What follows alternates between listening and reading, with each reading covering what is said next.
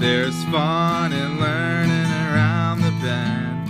You could even do it with your best friend. If there's science stuff that you like to know, come watch Allie and CoCo Science Show. Hey guys, welcome to Allie and CoCo Science Show and happy Earth Day! Earth Day is one of my favorite holidays. If it were a holiday, it'd be one of my favorites. And while it's important to think about the Earth every day, yes it would, Earth Day is a good reminder to kind of celebrate and remind ourselves why we love the planet, how we affect it, and how we can do better. Today, let's talk about 3 things you didn't know were bad for the planet, but totally are. Part 2. The part 1 video, I'll see if I can put a link up here or down in the description. So, number 1, meat. I've talked about meat in a previous video. Again, I'll link that video as well, on reducing your impact on the planet, especially your carbon footprint. And we're gonna reiterate this bad boy. So a lot of people don't really think about it. You know, it's just a burger. It's just one Chick-fil-A sandwich. But guys, it's whatever, right? No, the meat industry is actually one of our leading carbon emitters in the planet. We eat a lot of meat as a global society, and it's become such a central part in many people's diets, and it seems like forever. However, I did learn in one of my classes in college that, you know, people didn't really need meat at every meal until the mid-50s. Meat was kind of seen as like something special, and people got their protein from other places. And actually, gonna take a nap actually. We've been kind of conditioned now to expect meat at every meal. Yeah, you can still have these little cheeky cheeks, right? Yes, dogs, cats, sure, they need meat at every meal. Please keep feeding your animals meat. But the way humans kind of do the meat industry it's not the best, guys. We need some work. So much carbon dioxide is emitted when we destroy a habitat to make space for livestock. So, you know, first off, that's not good. Then methane is emitted from these feedlots with all the stinky toots that animals create. So many resources go into keeping these animals alive, like grain production, water, both for the animal and cleaning, as well as for making their food. And that's just the tip of the iceberg, guys. It's so deep, it really is. And now I know not everyone can cut meat out of their diets. I understand that there's dietary restriction issues for a small percentage of people, but for most of you guys out there who don't have a doctor's note, try going meatless for 1 meal and then 1 whole day. And then, try going meatless for the week. Keep trying your best at being meatless, because the less meat you eat, the less carbon dioxide and other greenhouse gases you're emitting in the process. Now, if you do have to eat meat, or let's say you do have an occasion where you have to have a meat dish or something, I don't know, I don't eat meat, I don't get it. Make sure you're picking meat that is raised as close to you as possible. Try and be as local as possible, and know where your food comes from. It's a very big thing, not just for meat, but for everything. Know where your food is coming from and how it affects that area of the planet. My favorite thing though, I love when people hunt and fish for their own food, because they're regulated and they are actually contributing to keeping that ecosystem healthy. It's more sustainable. So if you do have to eat meat, make sure you're being as local as possible. And if you do eat fish, try and go for a sustainable fish. I'll leave a link down below to my favorite app that helps you find the most sustainable fish at your grocery store. You know what? Yes, it's very complicated, Colette, and some fishing practices aren't the best, and it is deep. You're right. So one day I will make a video about all this. And that brings me to number 2, recycling. No. Okay, so Recycling isn't bad, but it's not the best. The thing you always want to do is reduce first. So don't buy something. Let's say you buy something, reuse that item, repurpose it for an art project, or like if I get glass jars at the grocery store, I use it for my bulk items instead of buying jars. So always reduce first, right? High five. Yeah. Because when we get items, they're packaged, they're in containers, and those containers are still manufactured. They're still made from different materials and use energy. So like a plastic bottle uses a ton of petroleum, a lot of energy to create. Or you could just bring your own reusable bottle that is currently holding up my phone for filming purposes. So you know what a bottle looks like though, right? Reduce, reuse, and like last case scenario, if you gotta, recycle for sure. It's like your backup, you know what I mean?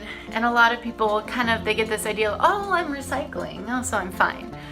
But that doesn't really stop you from using all the plastics and containers that we do use every day.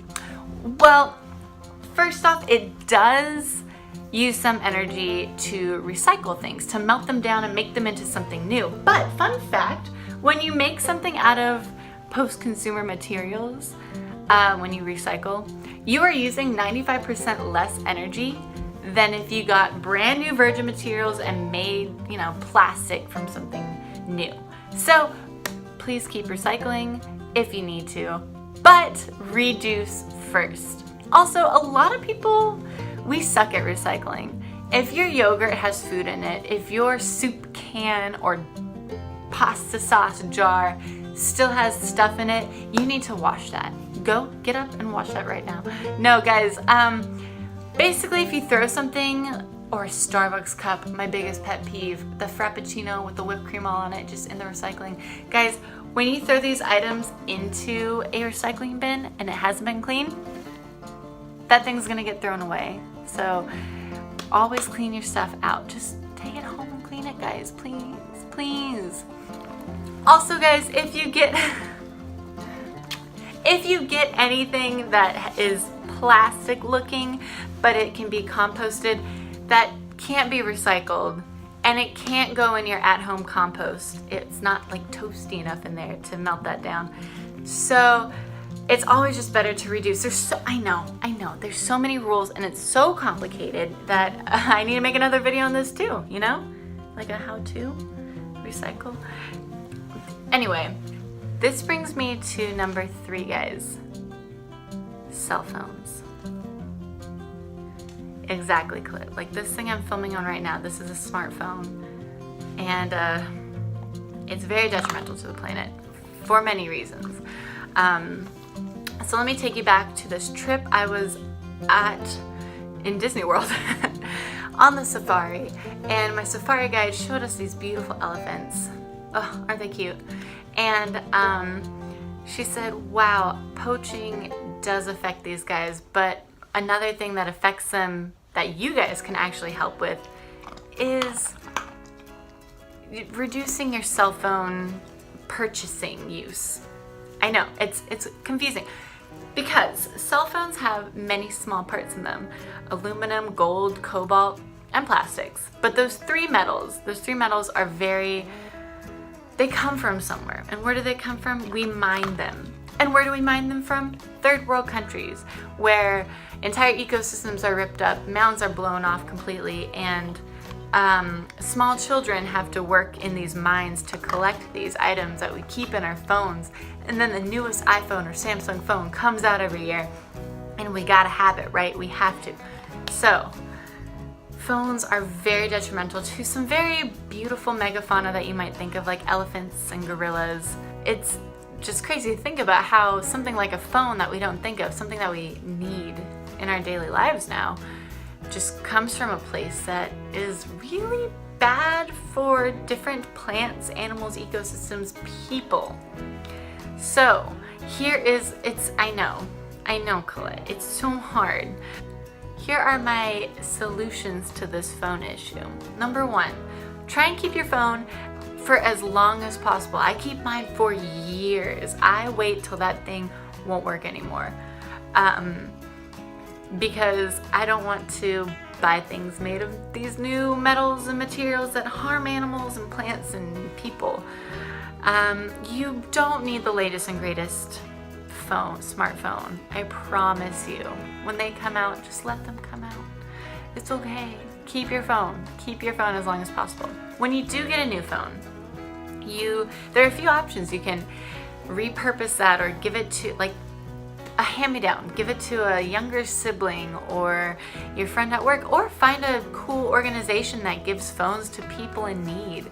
You know, I bet there's some out there, and if there's not, start one. Wow, what an amazing thing to do. So I know, Miss Coco, it is a lot to remember. There's so many parts to just these 3 topics, just as one topic.